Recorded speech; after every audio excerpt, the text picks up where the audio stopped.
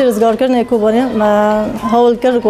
مکتبم بکن و دبستان نزارگ سو وگرم خواندن خان و جوی روشه در کارش روشه حربه روشه او نفسی وانش که مرتاح به ما دخواست اموانا را آلی کار بن و رغم این درفت ما که ما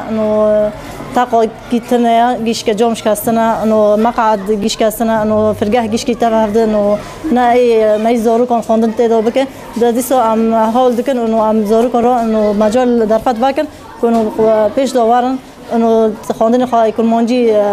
خاندني وانا سركابه إنه عموي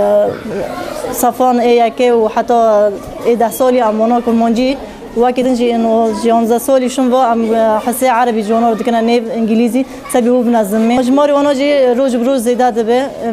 انو ام حاول دکن انو وانا دبشان کن از اینا لکوبانی ما ازی کیف خشم دبستانا ما چی بیه و از ما مستیق و حاضر نابم و از کپرا کیف خشم دبستانا ما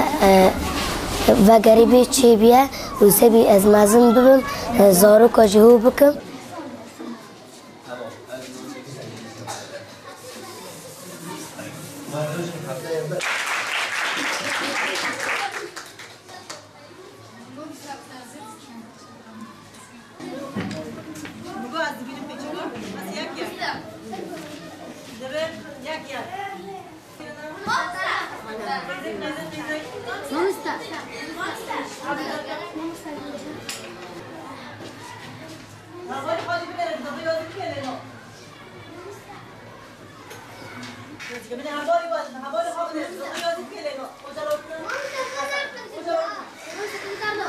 Hey,